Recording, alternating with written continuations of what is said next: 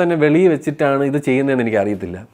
If they were in A relationship, ഇതിപ്പോൾ ഫ്രണ്ട്ഷിപ്പാണ്, friends with benefits, എന്ത് വേണമെങ്കിലും എന്നെ പറയാം. ബട്ട് ഐ വാസ് ലൈക്ക് അത് അവരിഷ്ടം. പക്ഷേ പുറത്തൊരുത്തൻ എൻഗേജ് ചെയ്തിട്ടുണ്ടെന്ന് അറിഞ്ഞപ്പോൾ എനിക്ക് was like oh that is not cool man. And അയാൾ ലൈവിൽ വന്നു, അയാൾ ചെയ്ത ഒരു തെറ്റുണ്ട്, അയാളുടെ പേഴ്സണലായി ഇവർ രണ്ടുപേരുമായിട്ടുള്ള പേഴ്സണൽ ചാറ്റ് പുറത്ത് വിട്ടു. Very bad, that was unacceptable.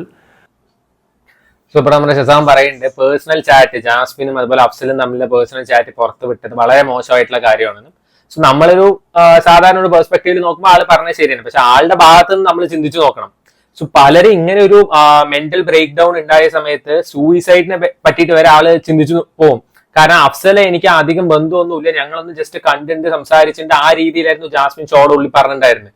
ഇത് കേട്ടിട്ട് ഗബ്രിയോടൊപ്പം ഇങ്ങനെയൊക്കെ കാണിക്കുന്ന സമയത്ത് അയാൾ മെന്റലി ഡൗൺ ആയിട്ടുണ്ടാവും ഫുള്ള്. ചിലപ്പോൾ ഇനിയിപ്പോൾ അയാൾ സൂയിസൈഡ് ചെയ്തിട്ട് വെച്ച് ആര് സമാധാനം പറഞ്ഞത്? അതാണ് ക്വസ്റ്റ്യൻ. ആൾ എന്തെങ്കിലും ചെയ്തിട്ട് വെച്ചാൽ ഒരാൾക്കും പറഞ്ഞിട്ട് കാര്യമില്ല. ഇപ്പൊ ജാസ്മിൻ തന്നെയായിരിക്കും അതിന്റെ കൾപ്രിറ്റ്. സോ ആൾ ആ സമയത്ത് മെന്റൽ പ്രഷറിലോ അല്ലെങ്കിൽ മെന്റൽ ടോർച്ചറിലോ ആളത് പുറത്തു വിട്ടു. എനിക്ക് വലിയ തെറ്റായി തോന്നുന്നില്ല. സോ എനിക്ക് ഇതേ ഒരു സിറ്റുവേഷൻ ഉണ്ടായിരുന്നാണ്, അതുകൊണ്ട് തന്നെ പറയുന്നത് ജാസ്മിന്റെ അതേ സ്വഭാവമായിരുന്നു എന്റെ എക്സിന്. സോ ആൾ ഇതേപോലെ തന്നെ സ്വന്തം അച്ഛനും അതേപോലെ തന്നെ ICUലാണ് പറഞ്ഞിട്ട് ആള് ചുറ്റാനൊക്കെ പോകും. ഭയങ്കര പോളിഗാമി ആയിട്ടുള്ള ഒരാളാണ്. അപ്പൊ ഞാൻ അവസാനം വേറൊരു ഗത്യന്തരം ഇല്ലാതെ ഈ ചാറ്റും അതേപോലെ എല്ലാ കാര്യങ്ങളും അവളുടെ അമ്മയ്ക്ക് അയച്ചു കൊടുത്തു. അപ്പോഴാണ് എനിക്കൊരു സമാധാനം വന്നത്. നമ്മൾ നമ്മുടെ സമാധാനം നോക്കിയാൽ മതിയല്ലോ. അതർ ദാൻ ഞാൻ പറഞ്ഞ ആ പയ്യൻ്റെ ഒരു വികാരമുണ്ട്. അവൻ അത്രയ്ക്കും പ്രഷർ തരുന്നുണ്ട്. ആൾക്കാരാണെങ്കിലും ഒരുപാട് ഇത് വെച്ചിട്ട് അവന് സഹിക്കാൻ വയ്യതെന്നൊക്കെയാണ് അവൻ പറയുന്നത്. എന്നാൽ പോലും നമ്മുടെ പേഴ്സണൽ ചാറ്റ് അങ്ങനെ വിടാൻ പാടില്ല എന്ന് എനിക്ക് ഫീലിംഗ് ഉണ്ട്. ഐ മീൻ എൻ്റെ ഒരു ഒപ്പീനിയൻ ഉണ്ട്. ആൻഡ് അത് കഴിഞ്ഞിട്ട് ഇവർ ആ ഒരു സാധനം ഭയങ്കര ക്രിഞ്ചായിരുന്നു. എനിക്ക് ഒട്ടും സഹിക്കാൻ എവള് അയ്യോ ഒരു രക്ഷയില്ലായിരുന്നു. എനിക്കത് കണ്ടിരിക്കുന്നത് ഇന്നലെയും കൂടെ ഒരു എപ്പിസോഡ് കണ്ടിരിക്കാൻ പറ്റൂലടേ.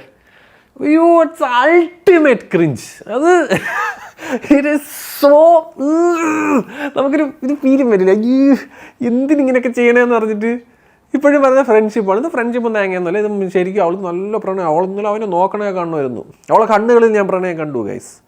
സോ ഈ കണ്ണിൽ വല്ലതും കാണുന്നുണ്ടോ? സോ ബേസിക്കലി ഈ ഗബ്രി അതുപോലെ ഈ ജബ്രി ഇവര് കല്യാണം കഴിക്കും എന്തോ ചെയ്തോട്ടെ, നമുക്ക് അറിയേണ്ട ആവശ്യമില്ല. പ്രത്യേകിച്ച് എന്നെ ബാധിക്കുന്ന കാര്യമല്ല. പക്ഷെ ഇത് പുറത്തൊരാളെ വെച്ചിട്ടാണ് ഇങ്ങനെ കാണിക്കുമ്പോഴാണ് ആൾക്കാർ ക്രിട്ടിസൈസ് ചെയ്യാനൊക്കെ തുടങ്ങിയത്. ഇനിയിപ്പോ അവർ പുറത്തു പോയി കല്യാണം കഴിക്കുക എന്തോ ആയിക്കോട്ടെ, നല്ല കാര്യം. പക്ഷെ ഇപ്പൊ അവർ പറയുന്നത് റിലീജിയൻ ഇഷ്യൂ ആണ്, അതേപോലെ ജാസ്മിന്റെ വാപ്പ കൈയും കാലം തല്ലി ഓടിക്കാൻ നിൽക്കുകയാണെന്നൊക്കെ പറയുന്നുണ്ട്. സോ ഇതൊന്നും അല്ല ഇവിടുത്തെ പ്രശ്നം വന്നിട്ട്. സോ ഇവര് പരസ്പര ഇഷ്ടത്തിലാണ് എന്ന് ജസ്റ്റ് ഒന്ന് ആലോചിക്കും. ഏതെങ്കിലും പരസ്പര ഇഷ്ടത്തിലുള്ള ആൾക്കാർ അവര് ഒരാൾ പുറത്തു പോയിട്ട് തിരിച്ചു വരുമ്പോൾ വാഴയില് ജബ്രി മറ്റേ ജാസ്മിൻ ഒക്കെ എഴുതിയിട്ടിരിക്കും. അത് മാത്രം ഒന്ന് ആലോചിച്ചാൽ മതി. ഇത് ബേസിക്കലി എനിക്ക് തോന്നി ക്യാമറ സ്പേസിന് അല്ലെങ്കിൽ സ്ക്രീൻ സ്പേസിന് വേണ്ടി കാണിക്കുന്ന നാടകം, ഒരു മറ്റേ മെലോ ഡ്രാമ അതായിട്ടാണ് എനിക്ക് തോന്നിയത്.